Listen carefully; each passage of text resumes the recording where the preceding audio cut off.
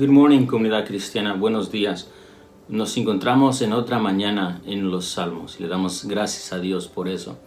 Esta mañana nos toca el Salmo 25, el Salmo 25.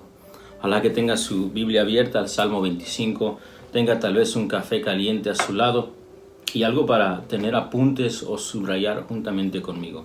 Recordamos que la meta de esta mañana en los Salmos es simplemente recibir algunas herramientas para ayudarnos a entender el Salmo, su tema central, y así poder estudiar más profundamente en su hogar o entre la semana. Así que lo voy a invitar al Salmo 25 y luego podemos empezar a hacer algunas observaciones. Así que lo invito a que leamos los primeros 3 versículos y luego podemos seguir con observaciones.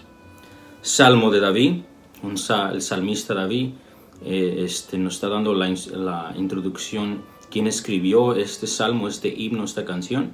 David, el que fue llamado de pastor de ovejas a ser rey de Israel, y más significativo, el que se le ha dado promesas y se le dio promesas que el Mesías, el rey y juez eterno de Dios, iba a venir por su familia y su linaje para salvar a su pueblo y traer juicio a los enemigos. Con eso en mente, versículos 1 al 3, a ti, oh Jehová, levantaré mi alma. Dios mío, en ti confío. No sea yo avergonzado, no se alegren de mí mis enemigos.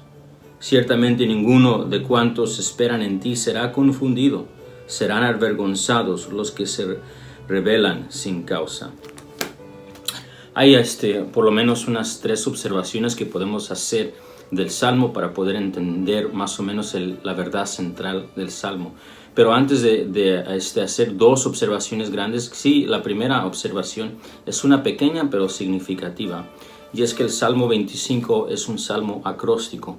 El Salmo 25 es un salmo acróstico. Recordémonos que estamos en un libro de poesía y Dios ha usado su herramienta diversa para dar a conocer su palabra, y en este salmo, en este himno, ha decidido usar un acróstico, que es cuando se usa el alfabeto hebreo y en base de cada letra del alfabeto hebreo, regularmente en secuencia, con unas excepciones, empieza la primera línea de cada línea del poeta. En otras palabras, Aleph viene siendo la primera letra en el alfabeto hebreo y empieza la primera línea del Salmo 25 con Aleph, y luego Beit, la segunda letra, ¿verdad? Y así sigue regularmente terminando el alfabeto. Y el Salmo 25 es un salmo acróstico. Nos demuestra que esto es algo que el autor pensó cuidadosamente antes de hablar, y obviamente nosotros sabemos que el Espíritu de Dios inspiró a los profetas en esta manera distinta para dar la palabra del Dios viviente. Primera observación, el Salmo 25 es un salmo acróstico. Nuestra segunda observación es el tema principal del salmo, el tema, la verdad central que se encuentra dominante en este salmo. Y no es difícil ver, y el tema central en nuestra segunda observación es confiando en Dios en medio de la injusticia, o podemos decir confiando en Dios en medio de la aflicción, o confiando en Dios cuando los enemigos atacan injustamente y persiguen al pueblo de Dios. Y vimos que esto es un tema dominante en los salmos, y nuevamente encontramos un salmo de confianza en Dios en medio de estas aflicciones y persecuciones. Y como les mencioné, no es difícil de ver. En los primeros 3 versículos vemos esto. Lo voy a invitar a que lo leamos. A ti, oh Jehová, levantaré mi alma. Jehová, Yahweh, está reconociendo el salmista en quién está confiando. Y no es la primera vez que vemos estas frases repetidas en los salmos. De nuevo se presenta el salmista en una aflicción distinta de enemigos, a decir, sigo confiando en ti. Dice, levantaré mi alma, y tal vez su traducción puede decir, en ti sigo confiando, o algo alrededor de esa frase.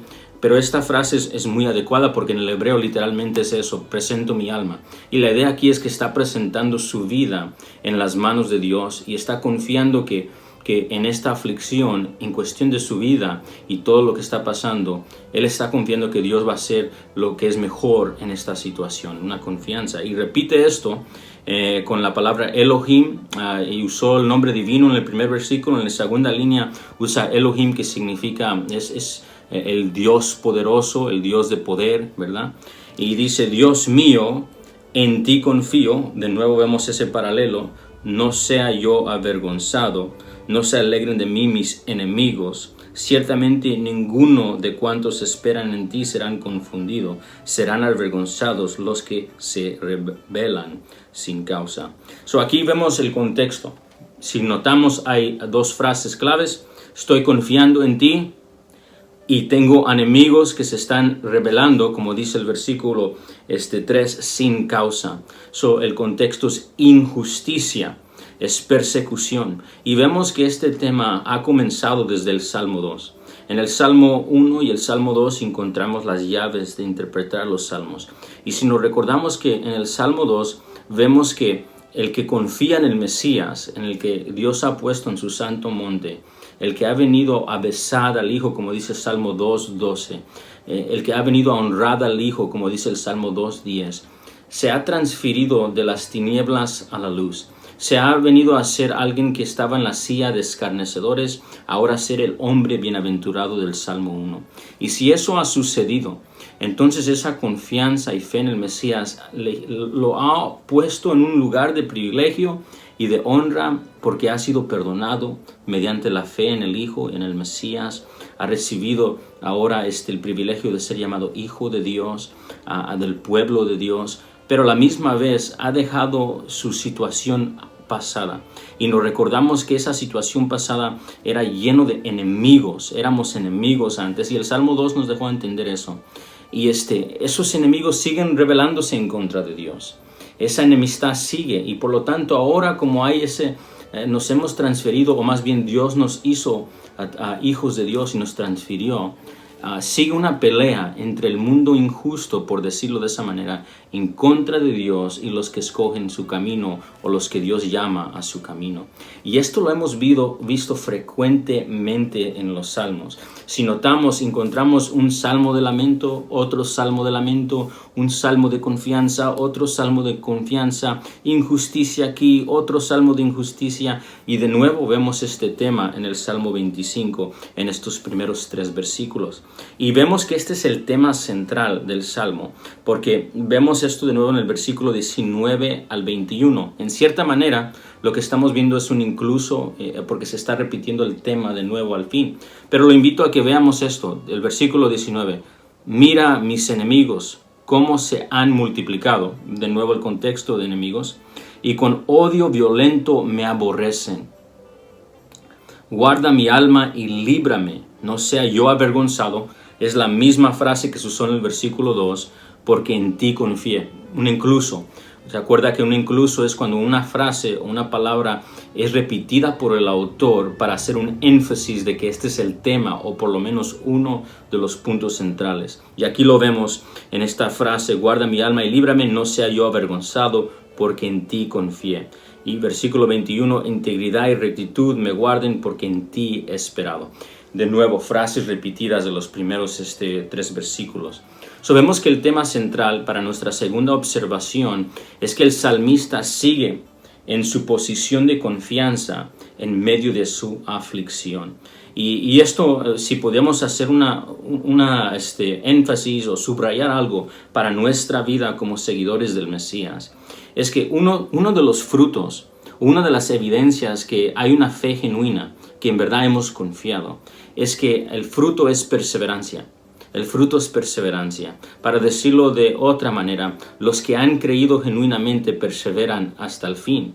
O para decirlo de otra manera, los que Dios genuinamente ha rescatado, Él los va a ayudar a perseverar hasta el fin y los va a mantener perseverante hasta el fin. Entonces vemos que uno de los frutos es perseverancia en esta segunda observación.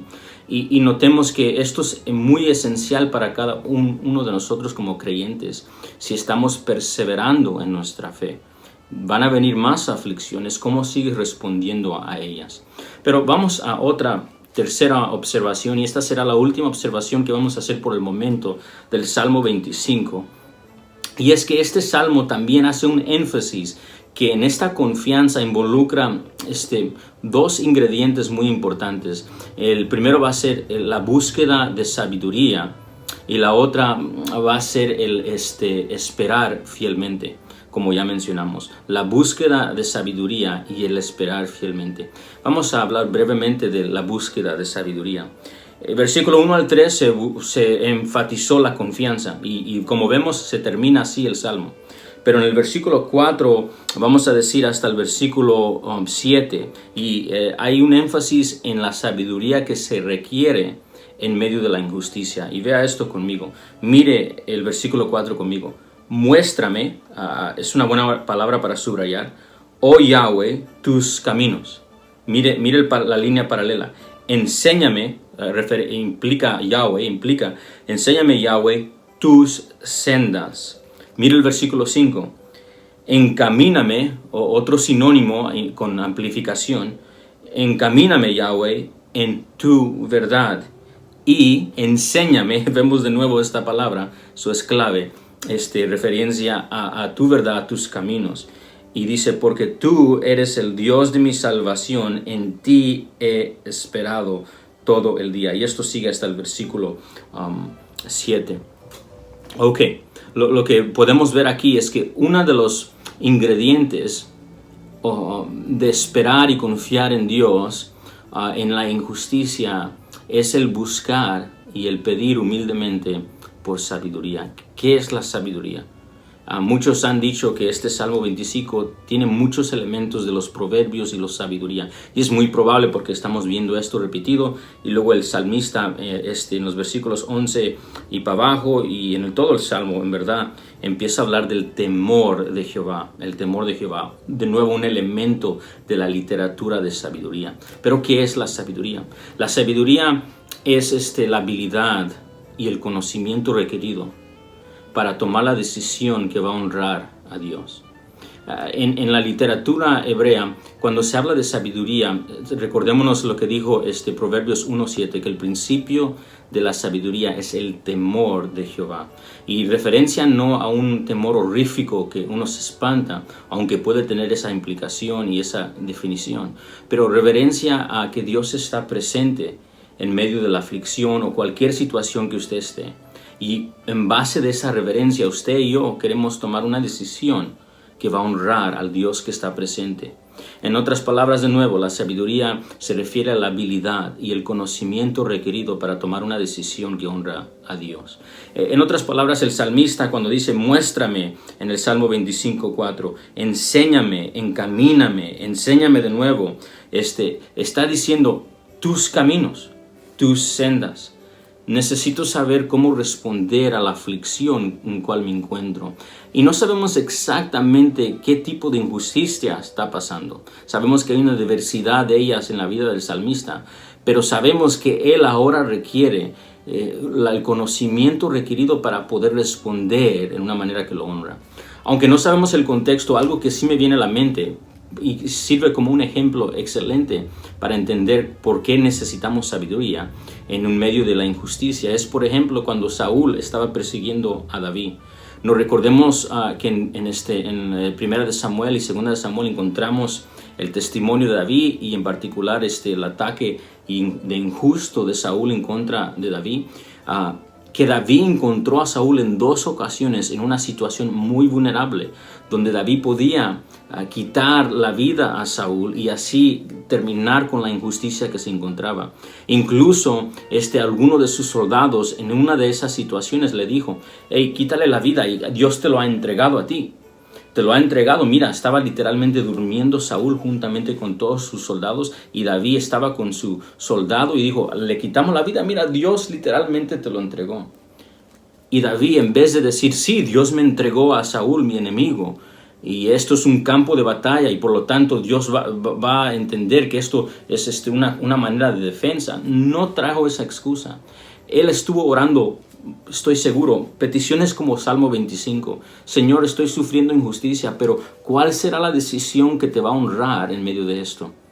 ¿Y qué es lo que decidió David en esa ocasión específica con Saúl? Decidió que la decisión, o entendió más bien que la decisión para honrar a Dios es no repagar mal con mal, sino demostrar misericordia hacia su enemigo.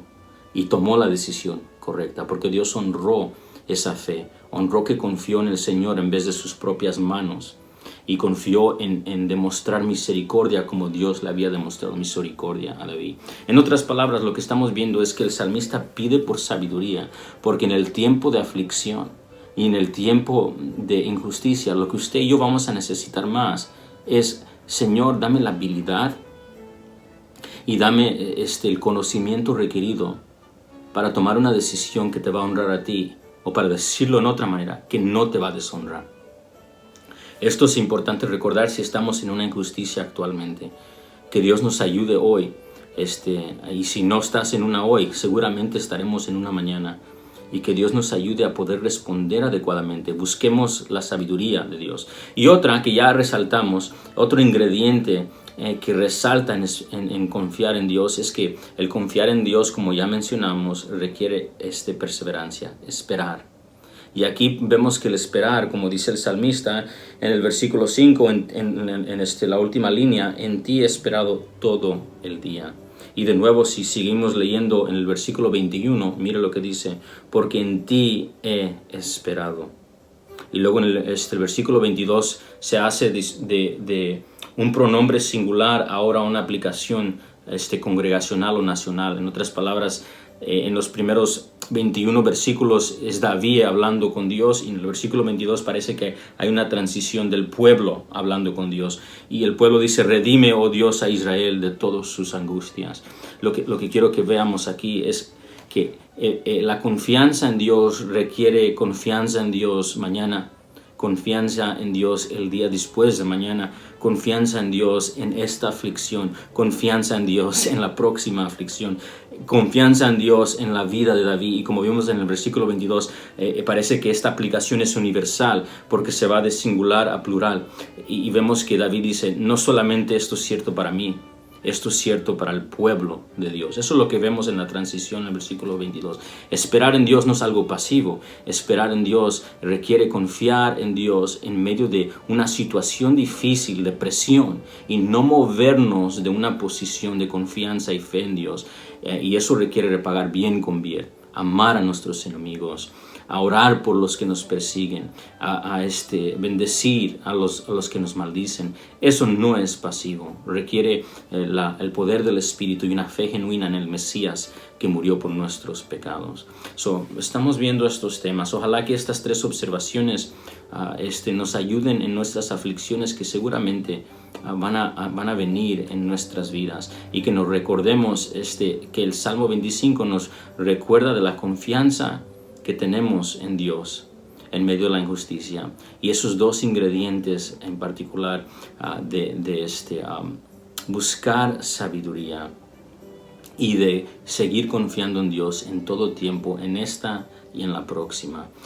Sí quisiera terminar con algo más, si lo puede tomar como una asignación. Hay otro ingrediente aquí, y no se lo voy a decir, lo voy a pedir que lo estudie junto. Uno es que el salmista busca por sabiduría en el versículo 4 hasta el versículo 7.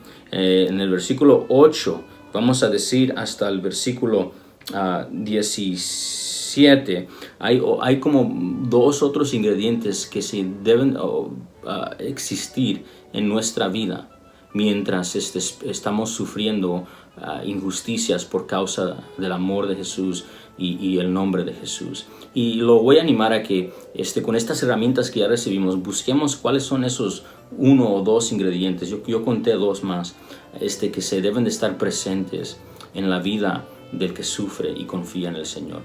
Dios es fiel. Dios es fiel. Esto es lo que estamos viendo aquí. Sigamos confiando en el Dios que resalta con fidelidad en todas nuestras angustias.